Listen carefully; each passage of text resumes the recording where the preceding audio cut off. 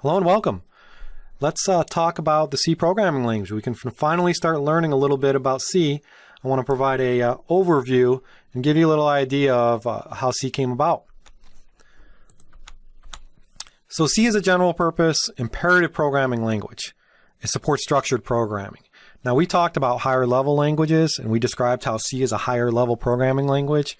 This just means that it's easier and more efficient to use than writing an assembly language, understanding instruction sets. Specifically though, it's very general purpose. And what this means is you can write all sorts of applications in the C programming language. Some programming languages are very application specific or domain specific. So for example, a programming language like COBOL, you can really only use to write business applications. A programming language like MATLAB or a tool like MATLAB, you can only write certain applications. C, you can write operating system applications, you can write general programs, all sorts of different types.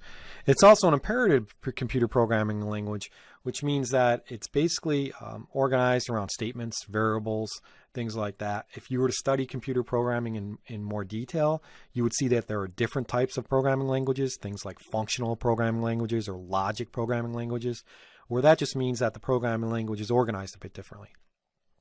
For example, like logic programming languages just have a set of predicates and ask questions. C is imperative, a set of statements explaining what to do. So you're going to use these statements, you're going to write this line of code in your program, and essentially what it's going to do is it's going to change the state of the code or the state of the data. It's going to focus on how to get things done, and you're going to be creating variables and data and memory and algorithms and using statements to do this. It's one of the most widely used programming languages of all time, and that's just a fact, and that's one of the great reasons to learn it, is because it's used on so many different applications and so much different code. It's been around quite a while as well. It's a modern language.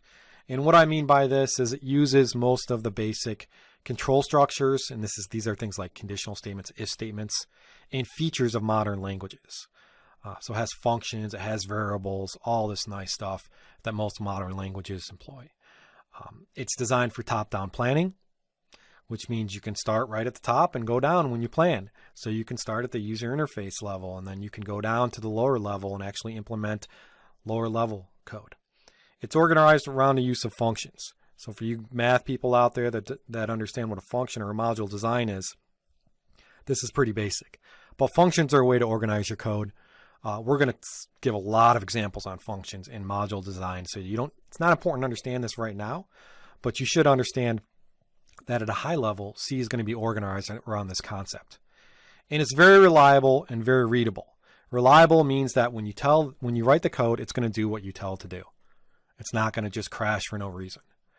And readable means that when you look at it and you look at the source code and the statements, that you can kind of understand what's going on if you understand the language.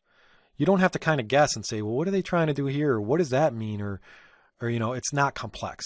It's very easy to read, to understand a C program when you see it and understand after you understand the language. It's used on everything from mini computers, different operating systems, mainframes.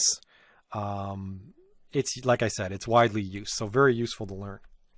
It's the preferred language for producing word processing programs, spreadsheets, and compilers. A lot of compilers are written in C. We understood what the term compiler means from our last lecture. This is what takes the source code and translate it to that instruction sets. So you can actually write a compiler, which is just a program in the C language. Very nice.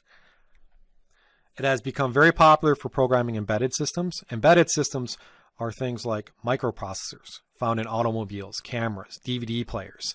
Embedded usually implies the program has to be efficient. It's running on not as much memory, not as much high-level hardware. So embedded, you kind of also think of real-time programming.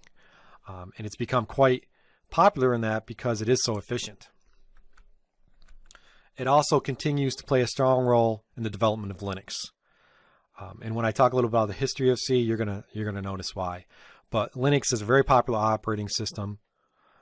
For those of you not familiar, it's similar to Windows. It's just a different way to interact with your computer. It's used a lot. It's the basis for the Mac operating system, Macintosh. And C has a big role in the writing of that operating system. So again, another important reason why you want to learn this language. I mentioned earlier C programs are high level, and that means they're more or less easy to modify and easy to adapt new models or languages. Another benefit. In the 1990s, many software houses began turning to the C++ language for large programming projects. Now, you may ask yourself, well, why does that matter? We're learning C, not C++. Well, the reason that matters is because C is a subset of C++. So C is organized, I told you it's organized around functions, module design. C++ is organized in terms of objects. We're not going to study objects in this class, but the reason I'm mentioning C++ is because if you learn C, you're going to know a lot about C++. And C++ is another really popular language. So any C program that you write is going to be a valid program in C++. So it's going to be great if you ever want to move on and you want to learn C++, you're already going to know half the language because you're going to know C. So very important. C is a subset of C++. C remains a core skill needed by corporations, and it always ranks in the top 10 of desired skills. Again, another reason to learn it. I use C every day at my job. I work at Xerox. I use it every day. We program on Linux operating system, and we write C applications, and we also write C++ applications. It's not an old language. It's never used anymore. It's used quite a bit. So if you're sitting there thinking, "Oh, I don't want to waste my time with C. I want to go learn something new and interesting, Ruby or something even newer like Go or something," C is still popular and still widely used and still a skill that's required by many, many industries. So by learning C, you're going to have a very marketable resume. You're going to be able to get a lot of different positions. C provides constructs that map efficiently to typical machine instructions. So we talked about this idea of a compiler, and machine instructions are at the lowest level. Because this mapping is so easy in C, it's often used by programs that were previously implemented in assembly language. And also the reason, for this reason, it also is very easy to write operating system or embedded programs, like I mentioned, for this reason. So it provides low-level access to memory, and it has many low-level capabilities. It can directly interact with hardware. A lot of drivers. Drivers are programs that interact with hardware. A lot of drivers are written in C. And it requires minimal runtime support. And the reason for this, again, is because it easily maps to assembly instructions. Now, a little history about C is it's an older language. It was invented in 1972 by a guy named Dennis Ritchie of Bell Laboratories. He was working on the Unix operating system, which is a precursor to Linux. It's basically an operating system that's running on different hardware. Linux runs on PC hardware. So it's older, which is an advantage.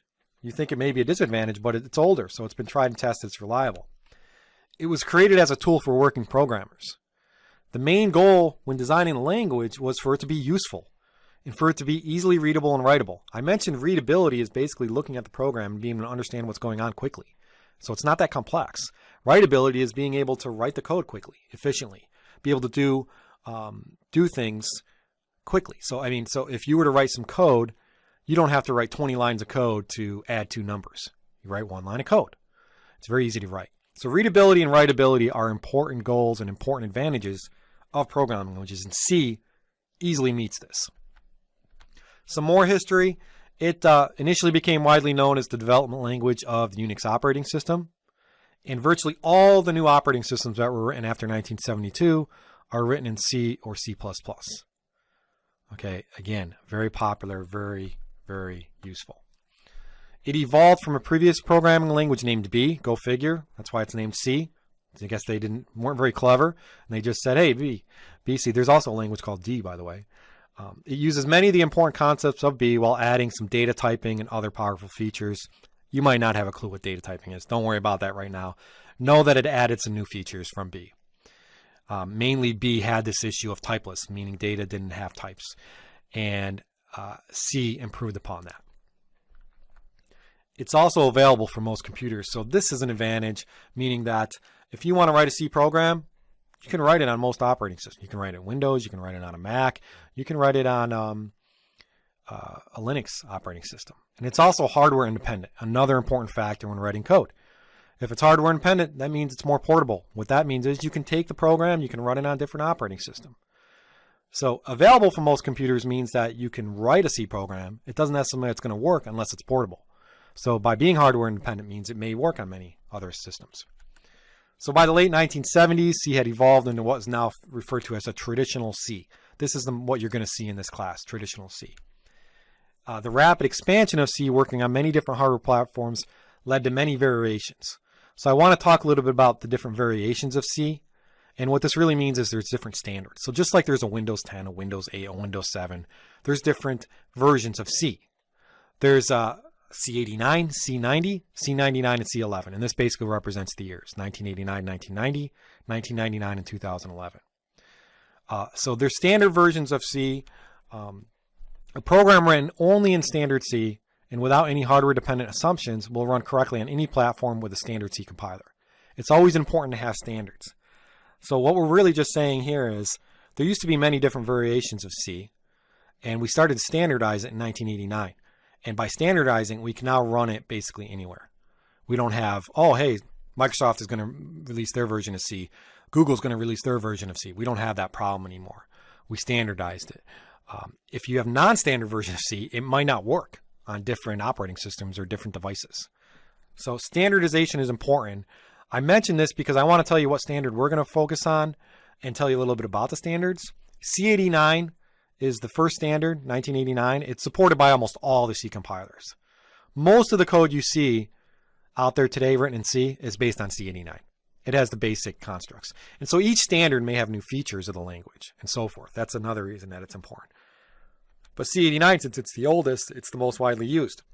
C99 was a little revision where it expanded on some of the functionality of C, some of the capabilities.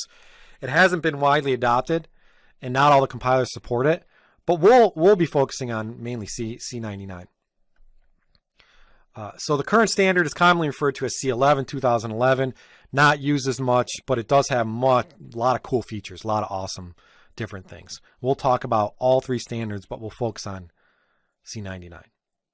And just to describe a little, the C11 compiler may not implement all the language features mandated by the standard. That happens sometimes. But we'll base our examples and concepts off of C, all three standards, focus on newer concepts in C11, but mainly C99, which is the basic concepts. So I mentioned this before, but again, I want to reiterate. For all the reasons I mentioned so far, this is why C is so important.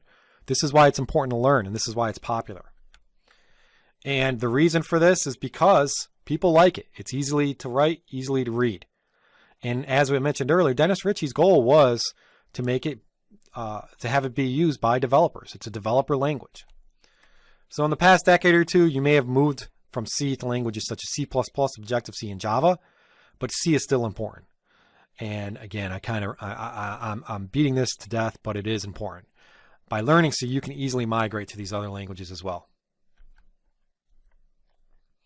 So for all these reasons, this is why you want to learn C.